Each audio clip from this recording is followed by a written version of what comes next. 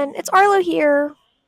Today on Animal Fact Friday, we'll be looking at the domestic cat family. Today's topic is the Bengal cat. Like usual, we'll start with the behavior and diet portion. Also, like usual, we'll start with the behavior part of this portion. Bengal cats are highly energetic, very intelligent, and deeply affectionate companions. They bond closely with their humans. This cat species is often described as dog like. They are reported to frequently play fetch, walk on leashes, love water, and demand active mental and physical engagement from their human companions to avoid destructive boredom. Now that we've gotten their behavior out of the way, next we move on to the diet part of this portion. Bengal cats are carnivorous that require high protein, meat based diets with moderate fat and minimal carbohydrates. What to look for in their food is high animal protein. Look for commercial foods listing real meat like chicken, turkey, or rabbit as the first ingredient, aiming for a protein content of 35% to 40% plus. The next thing to look for is healthy fats. Essentially, fatty acids like omega 3 and omega 6 support their high energy levels and maintain their iconic glossy coats. The next thing to look for is low carbohydrates. Avoid heavy grain or filler laden foods such as excessive corn, wheat, or soy, which can trigger digestive sensitivities. The next and last thing to look for is hydration. Bengals have low natural thirst drive, making high moisture wet food or specialized breed blends like Royal Canin Bengal Adult paired with fresh water crucial.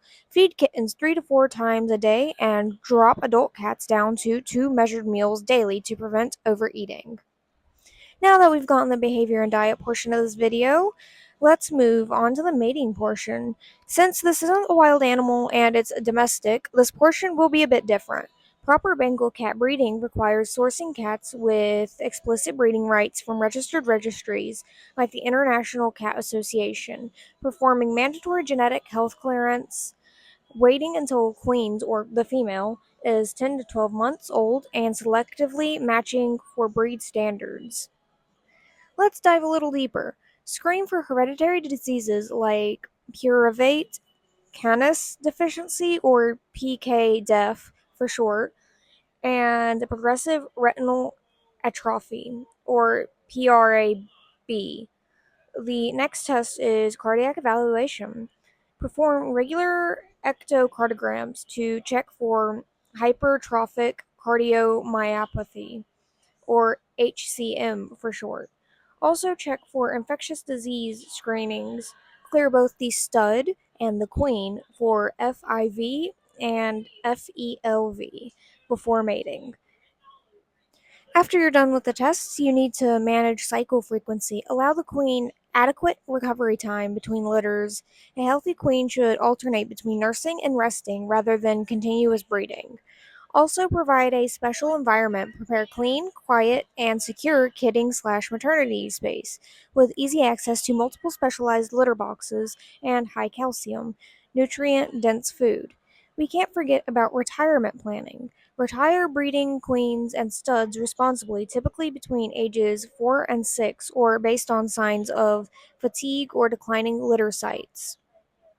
Always verify your breeding Bengal cat's pedigree rights. This means ensure the cat has official registration and explicit breeding rights, not sold as pet only. Also, always check your cat's maturity milestone. You should avoid breeding on the first heat cycle. Wait until the queen is at least 10 to 12 months. Finally, conform to standard. Evaluate structure, profile, rosette, or marble pattern, and temperament against official registry guidelines. Now that we've gotten the mating portion out of the way, let's move on to the kittens portion.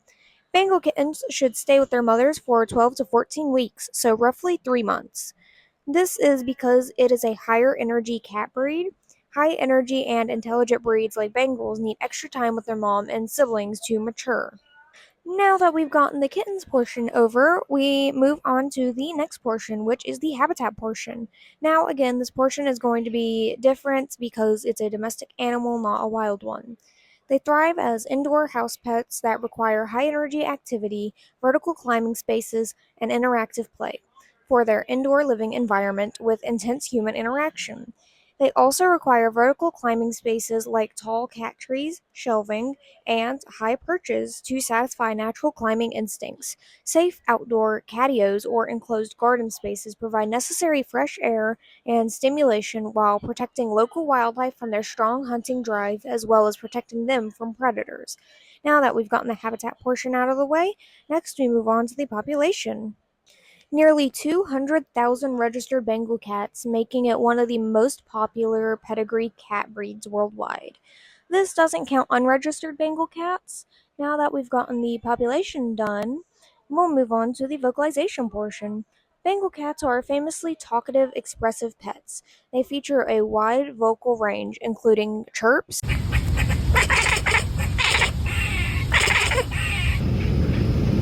trills, chatters, meows, and loud yowls.